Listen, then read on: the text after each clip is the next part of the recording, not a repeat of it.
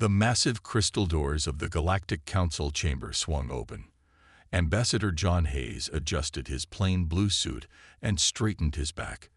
At 58 years old, the silver-haired diplomat had spent most of his life preparing for this moment. He walked with calm, measured steps across the polished floor. Above him, the dome of the council chamber showed the stars and planets of 27 advanced alien civilizations. The room buzzed with the soft sounds of universal translators and the rustling of various alien physiologies shifting in their seats. Ambassador Hayes of Earth announced the Tellurian attendant, their 4 eyes blinking in sequence, approached the central podium. John nodded to his small team as they took their assigned seats at the Earth delegation area. Samantha Miller, his aide, gave him a subtle nod. Alan Morris, head of security, remained stoic but alert. Dr. Kate Winters, their xenobiologist, watched the alien representatives with keen interest. The council chamber itself was enormous, built on the orbiting station above Centaurus Prime.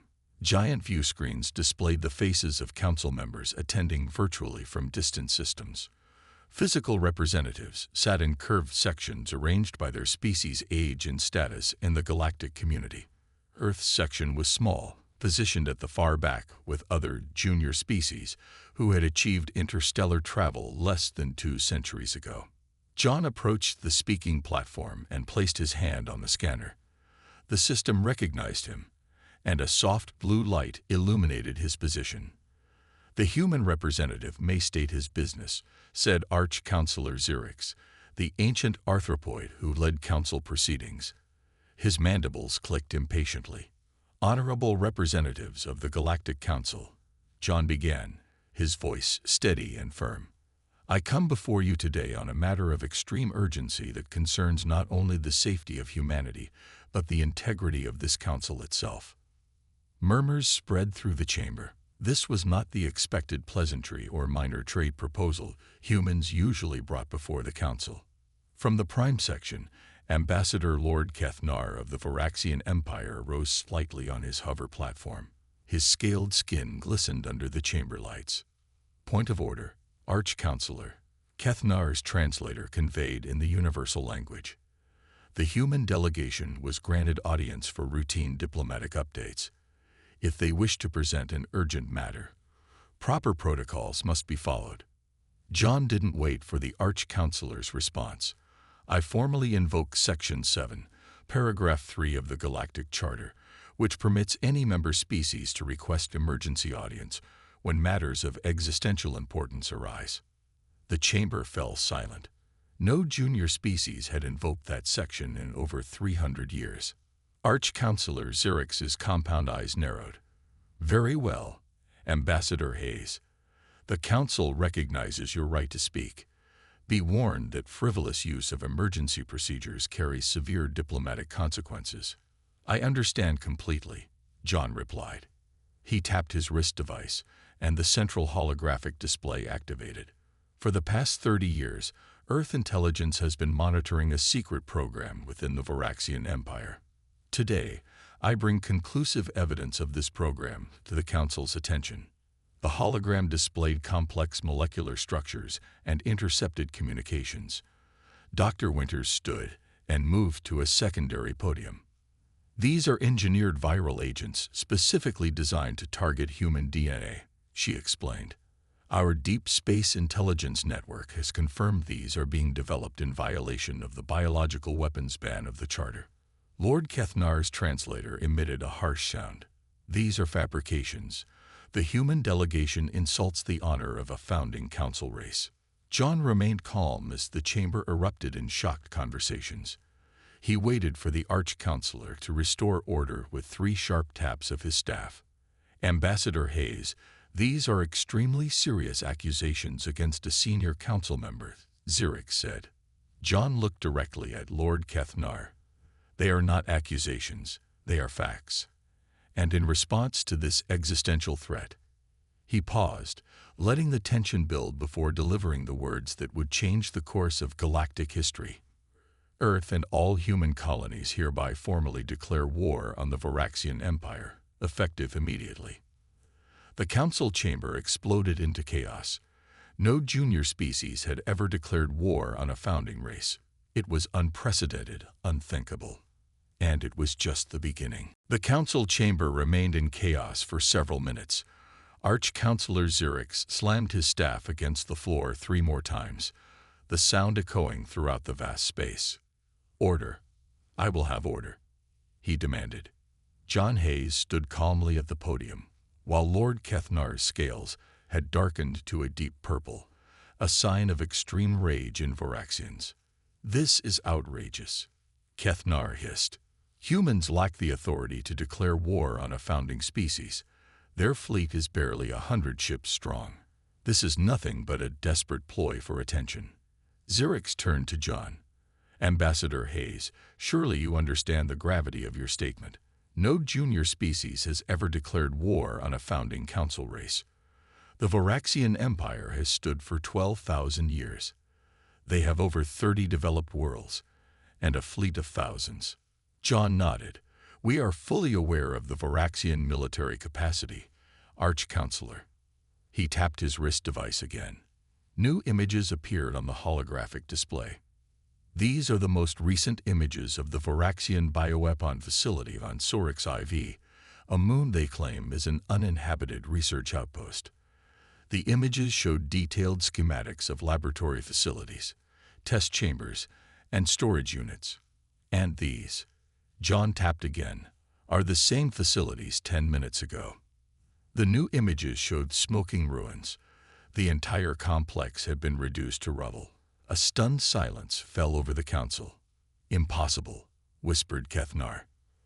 "While I speak to you now," John continued, "human forces are neutralizing every known bioweapon facility in Voraxian space. We are not requesting the Council's permission or assistance. We are merely informing you of our actions as required by Council protocol." The representative from the Ardelian Collective, a mid-tier species, rose from her seat. "How could human ships penetrate Voraxian defenses undetected? Their technology is centuries behind the Empire's." Samantha Miller stepped forward to the secondary podium. "Our technological capabilities have been understated in official council records," she said with a slight smile. "A strategic decision made decades ago." Dr. Winters brought up new diagrams. "These are samples of the bioweapon they've been developing. It targets a specific sequence in human DNA that controls our immune response. One release would kill billions of humans within weeks, with no possible cure." The Ardelian representative's color shifted to a pale blue. The Voraxians claimed a similar research project was studying livestock diseases when they orbited our colonies 20 years ago. 3 of our farming worlds suffered mysterious plagues shortly after. Other representatives began murmuring, some checking their own records. John watched as the mood in the chamber shifted. Earth has maintained an extensive intelligence network throughout Council space for over 50 years. We have documented evidence of 17 separate Voraxian biological research programs targeting different species. We will share this evidence with any delegation that requests it. Lord Kethnar slammed his clawed hand on his console. "This is slander. The human speaks lies to justify unprovoked aggression. Then you won't mind if council inspectors visit the remains of your facilities on Sorix IV?" John asked calmly. "Our ships will guarantee their safe passage." Kethnar fell silent, his scales now pulsing between purple and gray. Arch-Counselor Xerix consulted quickly with his aides. "The council will need to convene an emergency session to address this unprecedented situation. Ambassador Hayes, we request your presence at—" John cut him off politely but firmly. "I'm afraid I must decline, Arch-Counselor. I have already been recalled to Earth. My aide, Samantha Miller, will remain as our representative." He nodded toward Samantha. "I leave in 30 minutes to rendezvous with the main human fleet." "Main fleet?" Xerix asked, his compound eyes widening. "Yes," John replied. "The ships that destroyed the bioweapon facilities were merely our advance scouts." As John turned to leave, he stopped and looked back at the council. "For decades, you've called us a junior species. You've restricted our trade, limited our expansion, and treated us with condescension, all while one of your founding members plotted our extinction. Those days are now over." He walked toward the exit, his team falling in behind him. The massive crystal doors close, leaving the stunned council to grapple with a galaxy suddenly changed forever. John Hayes moved quickly through the curved hallways of the council station. His team kept pace beside him. 2 floors down, they entered a small, unmarked meeting room. 5 representatives from different alien species were already waiting. "Thank you all for coming on such short notice," John said as the door sealed shut.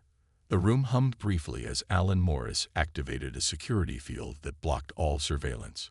The Ardelian representative, Shalavex, spoke first, her feathered crest flattened in concern. "Ambassador Hayes, what you've done today will change everything. The Council is already calling emergency sessions." "We know," Samantha Miller replied. "That gives us about 6 hours before they issue sanctions against Earth." The reptilian delegate from Procyon, Elder Grath, tapped his clawed fingers on the table. "The Varaxians will not simply accept your attacks. They will retaliate with their full military might." John nodded. "We're counting on it." He pressed his palm to the center of the table. A holographic display appeared, showing a complex star map with hundreds of small points of light. "This is the current position of every Varaxian military vessel." The delegates leaned forward in shock. "How did you obtain this?" asked the crystalline, Tekaran ambassador, her facets glittering in surprise. "We've had quantum-entangled spy devices on their ships for over 15 years, John explained. "The Varaxians believe their fleet movements are secret. They aren't." The blue-skinned Mentari representative whistled softly through his breathing tubes. "This intelligence alone would be worth a fortune to any council race." "It's yours," John said simply. "All of it, along with our tracking codes, but we need something in return." All 5 delegates looked at each other. They represented species that had suffered under Varaxian expansion or aggression over the centuries. "What are you proposing?" Elder Grath asked carefully. "A mutual defense accord," John replied. "Not public, at least not yet. We need supply lines through your territories, safe harbors for damaged ships, communication relays." The delegates murmured among themselves. The squat, fur-covered Brannick ambassador growled softly. "The Council will impose trade restrictions on any world that helps Earth." Samantha smiled. "Earth has been preparing for economic isolation for 20 years. We've stockpiled essential resources, developed self-sufficient colonies, created shadow corporations through neutral worlds." She passed small data chips to each delegate. "These contain trade routes and contacts that will bypass Council sanctions." "There's something else you should see," John said. He tapped the hologram, and it shifted to show a new image. A sleek, dark vessel unlike any human ship design previously recorded in Council databases. "This is the HSS Nightingale, first of our Ghost Fleet. Quantum displacement technology makes it nearly undetectable to standard sensors. We have 60 such ships already deployed in Varaxian space." Elder Grath's eyes widened. "Impossible. This technology is beyond even Varaxian capability." "We've had it for 8 years," John replied, "along with several other advancements we've kept hidden." Dr. Winters stepped forward. "We also have this." She displayed molecular diagrams. "A countermeasure to the Varaxian bioweapon. It can protect not just humans, but any species they might target, including all of yours." The room fell silent as the delegates processed these revelations. "Why tell us this now?" Shalavex finally asked. "Because this isn't just about Earth's survival," John said gravely.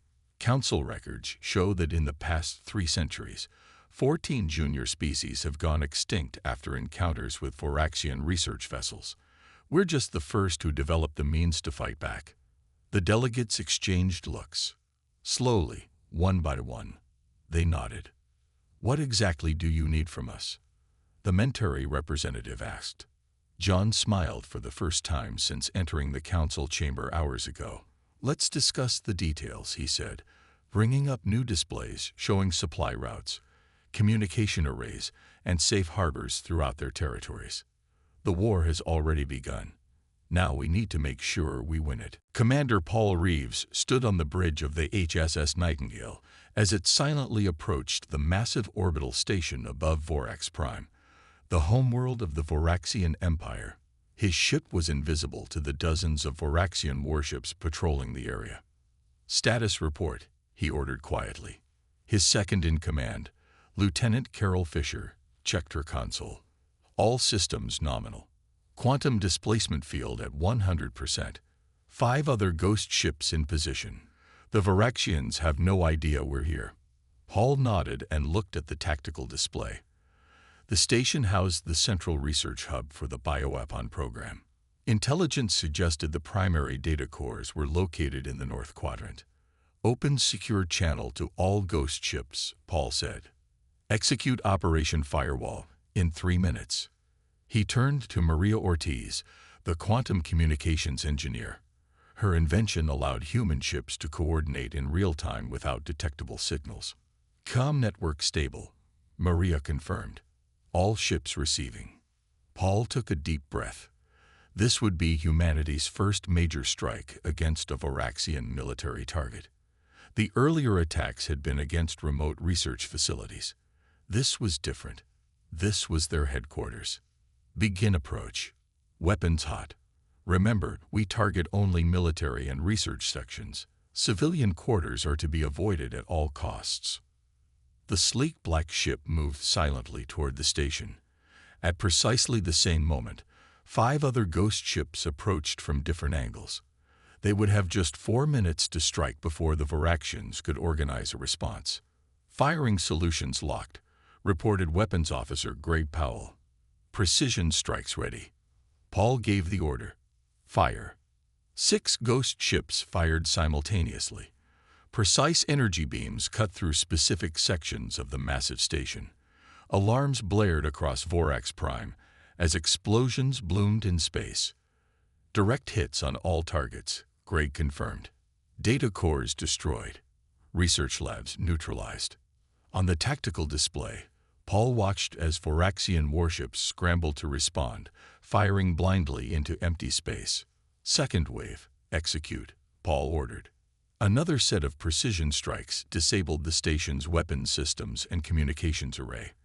The station was now deaf, mute, and defenseless. "Sir," Carol said, "we're receiving a quantum transmission from Earth Command." Admiral Susan Clark's face appeared on the main screen. "Commander Reeves, excellent work. The Council observers have just been shown live footage of your operation. They can see your precision targeting avoided all civilian areas." Paul nodded. "Yes, Admiral. 0 civilian casualties. The research data is destroyed, and we've recovered sample containers for Dr. Winters to analyze." "Good. The Galactic Council is in an uproar. 5 member species have just formally condemned the Voraxian bioweapon program and pledged neutrality in this conflict." Paul raised an eyebrow in surprise. "That's more than we expected." "Ambassador Hayes' diplomacy is paying off," Susan replied. "Now complete your mission and withdraw. The Voraxians are mobilizing their main fleet." The communication ended. Paul turned to his crew. Final phase. Deploy the message buoy. A small probe launched from the Nightingale, its quantum displacement field deactivating as it neared the station. It broadcast on all frequencies used in Council space. On screens across the station and planet below, the face of John Hayes appeared. The message played in the Voraxian language first, then repeated in 26 other Council languages. "People of the Voraxian Empire, your leaders have developed illegal bioweapons to commit genocide against multiple species, including humans. We have destroyed these weapons and the research behind them.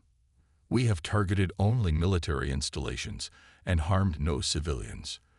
This restraint demonstrates our civilized nature, despite your leaders' portrayal of humans as savages. We do not wish war with your people, only with those who plotted mass murder. We offer safe passage to any Voraxian who wishes to speak truth about these programs to the Galactic Council. The time of secrets is over. As the message played, the 6 ghost ships silently withdrew, leaving chaos in their wake. Within hours, the recording would reach every world in Council space. On the bridge of the Nightingale, Hall watched the Voraxian warships still firing at shadows. Set course for Rendezvous Point Delta. Quantum jump when ready. The stars stretched as the ship disappeared into faster-than-light travel, leaving behind an empire in disarray and a galactic community beginning to question everything they thought they knew about humans. 6 weeks after the strike on Vorax Prime, Captain Ryan Newman stood on the defense platform orbiting New Hope, the largest human colony in the Proxima Centauri system. Sweat dripped down his face despite the environmental controls. His colony was under attack. Status report. He called to his officers as the platform shook from another hit. 37 Voraxian warships approaching from the outer system, replied his tactical officer, Linda Barnes. Our shield grid is holding at 60%. Ryan studied the holographic display. The Voraxians had launched a surprise attack, bypassing Earth's early warning systems. This was the first major counterattack since the war began. Deploy the orbital mines. Have all civilian ships retreat to the far side of the planet, he ordered.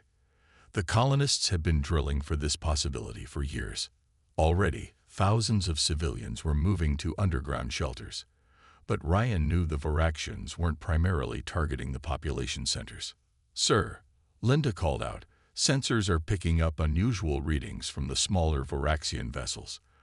They appear to be atmospheric craft. Ryan felt a chill run down his spine. They're trying to deploy something to the surface. Scan for biological signatures. The sensor officer, Eric Jordan, worked frantically at his console. Confirmed. The craft contained delivery systems for biological agents. They matched the profiles Dr. Winters warned us about. This was what they had feared most. The Voraxians had salvaged enough of their bioweapon research to create a working version. Ryan hit the emergency comm button. This is Captain Newman to all defense forces. Priority Alpha. Biological attack imminent. Initiate protocol shield wall. Across the colony, specialized defense systems activated. Every settlement was equipped with atmospheric filters and emergency medical bays, ready to combat the very weapon that had started this war. Sir, incoming transmission from the Voraxian commander, Linda reported. The screen showed Lord Kethnar himself, his scales shimmering with aggressive patterns. Captain Newman, your colony will serve as an example to all humans. Surrender now, and we may allow some of your people to live as servants. Ryan didn't hesitate. We will never surrender to those who use biological weapons against civilians. Your actions prove everything Ambassador Hayes said about the Voraxian leadership. Kethnar hissed. You humans think yourselves so clever. Your ghost fleet has caused damage, yes. But we have ruled this sector for millennia. We have contingencies you cannot imagine. The transmission cut off. Ryan turned to his crew. All defense platforms, focus fire on those atmospheric craft. They must not reach the surface. The battle raged for hours. Human defense platforms fired continuously at the smaller Voraxian vessels. Most were destroyed, but 3 broke through and entered the atmosphere. On the surface, Director Lisa Hammond activated the emergency response teams from her underground command center. Medical ships, deploy now. All settlements, seal environmental systems. The specialized medical ships, hidden in underground hangars, rose to meet the threat. Each carried the countermeasure Dr. Winters had developed years earlier. In space, Captain Newman's defense platforms continued fighting the main Voraxian fleet. 2 platforms had already been destroyed, with heavy casualties. Captain, Eric called out. 6 ships just appeared at the edge of the system. They're heading this way at maximum speed. Ryan braced for more bad news. More Voraxian reinforcements. Eric's face broke into a smile. No, sir. They're ours. Ghost fleet vessels. Commander Reeves is leading them. The sleek black ships of Earth's secret fleet emerged from quantum displacement directly behind the Voraxian forces. Their sudden appearance caught the enemy completely by surprise. "All platforms, concentrate fire on the Voraxian flagship," Ryan ordered, seizing the moment. "Commander Reeves will handle their support ships." On the bridge of the Nightingale, Commander Reeves directed a precise attack that cut through the Voraxian formation. "Captain Newman, sorry we're late. Had to pick up some intelligence on the way." For the first time in 3 days, Ryan felt hope. "Better late than never, Commander." Below on the planet's surface, Lisa Hammond received the first reports from settlements where the bioweapon had been deployed. "The countermeasure is working. Infection rates are minimal. We're containing this." The tide of battle had turned. The colony would survive. But the war was far from over. The Galactic Council chamber was more crowded than it had ever been. 3 months after Ambassador John Hayes had first announced war, he stood once again at the central podium. This time, every seat was filled. Even species that rarely attended council sessions had sent representatives. John looked different now. A thin scar ran down the left side of his face, the result of a Voraxian assassination attempt 2 weeks earlier. His blue diplomatic suit had been replaced by the formal gray uniform of Earth's defense forces. "Members of the Galactic Council," he began, his voice steady and determined. "I return today not to declare war, but to announce its conclusion." Murmurs spread through the chamber. On the main viewing screen, images appeared showing Voraxian fleet commanders surrendering to human forces. "The military leadership of the Voraxian Empire has officially surrendered," John continued. "Their bioweapon facilities have been destroyed. Their attack fleets have been disbanded. Lord Kethnar himself is now in custody."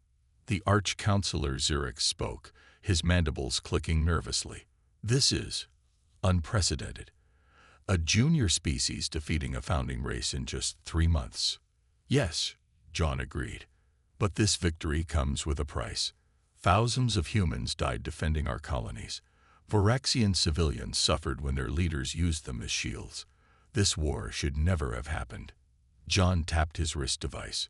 New images appeared on the screen, showing documents and recorded meetings dating back hundreds of years. "Lieutenant Ben Foster, please step forward," John said.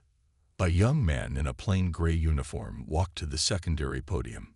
Few in the chamber recognized him, but he had been present at almost every council session for the past 5 years, disguised as a minor aide to various delegations. "Lieutenant Foster has served as an undercover intelligence officer within the council for half a decade," John explained.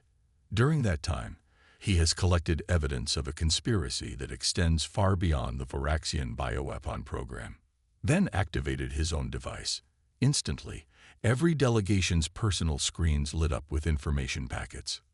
"What you are receiving," Ben said, "is evidence of a systematic effort by 7 of the founding council races to suppress technological advancement among newer species. Trade restrictions disguised as safety protocols. Technology sharing agreements that were never fulfilled. And in at least 14 cases, direct intervention to eliminate species deemed to be advancing too quickly." The chamber erupted in outrage. Delegates from younger species shouted accusations at the founding members. Security drones moved to maintain order. John remained calm at the center of the storm. He waited until Xerix managed to restore a semblance of order. "We did not come here merely to expose this conspiracy," John said. "We came to offer a solution." Samantha Miller stepped forward with a data crystal. "This contains our proposal for a complete restructuring of the Galactic Council. No more tiers of membership, no more junior and senior species. A new interstellar cooperative based on merit and ethical conduct, not age or tradition." Many delegates began reviewing the proposal on their screens. Some nodded in approval, while others, particularly from the founding races, looked outraged. "You overstep your authority," called out the delegate from one of the oldest council races. "Humans have no right to demand changes to a system that has maintained peace for millennia." "Peace for whom?" John asked quietly. "Not for the 14 extinct species, not for those who suffered under Voraxian bioweapons, Not for the dozens of worlds whose development was artificially stunted by your restrictions. He looked around the chamber, meeting the eyes of delegates from dozens of species. We humans have a saying: power corrupts, and absolute power corrupts absolutely. The founding races have held absolute power for too long. John straightened his posture. Earth does not seek to replace the old masters with new ones. We seek to end the concept of masters entirely. The choice before you is simple: evolve or become irrelevant. He gestured to the screens showing the surrendering Voraxian forces. The war with the Voraxian Empire is over, but the struggle for a just galactic community has just begun. The council chamber fell silent as the delegates faced a choice that would reshape the fate of thousands of worlds. 1 month after Ambassador Hayes delivered his ultimatum to the Galactic Council, the new Interstellar Cooperative held its first official meeting. The grand dome that had housed the council for millennia had been redesigned. Gone were the tiered seating arrangements that had physically separated species by their status. In their place stood a circular arrangement where all representatives sat as equals. John Hayes watched from his position as Earth's representative. Beside him sat delegates from over 60 species who had joined the new cooperative. Even some of the former council founding races had reluctantly joined, recognizing that the balance of power had shifted permanently. "This meeting of the Interstellar Cooperative is now in session," announced Shalavex of the Ardelian Collective, who had been elected as the first coordinator. "Our first order of business is to review the new Charter of Rights that will govern our relations." John smiled as he looked around the chamber. Dr. Kate Winters sat with a delegation of scientists from 12 species, all working together on medical technologies that would benefit everyone. Commander Paul Reeves represented Earth's defense forces in discussions about a new joint security initiative. Maria Ortiz was demonstrating quantum communication technology to a fascinated group of engineers from various worlds. Ambassador Hayes, Shalavex called. "As the representative of the species whose actions led to this historic restructuring, would you like to address the assembly?" John walked to the central podium, the same spot where he had stood 4 months earlier to declare war. How different things looked now. "Members of the Interstellar Cooperative," he began. "4 months ago, Earth stood alone against a threat to our existence. Today, we stand together as equals, committed to ensuring that no species ever needs to face such threats again." He gestured to a small group of Voraxians sitting in the chamber. They wore simple clothes, not the elaborate robes their representatives had once favored. "Even our former enemies have a place at this table. The new civilian government of the Voraxian worlds has renounced the actions of their previous leaders and committed to making amends. This is not about revenge, but about justice and progress." A soft chime indicated that the final vote on the charter had been completed. The results appeared on screens throughout the chamber. Overwhelming approval. "The charter has been ratified," Shalavex announced. "From this day forward, all member species agree to share technological advances, respect territorial boundaries, prohibit biological and genetic weapons, and ensure the right of all sentient beings to develop without interference." Applause filled the chamber. Species that had once feared or distrusted each other were now cautiously optimistic about a new era of cooperation. As the formal session ended, John met with Samantha Miller and Dr. Winters in a small side room. "We did it," Samantha said, her voice reflecting both exhaustion and triumph.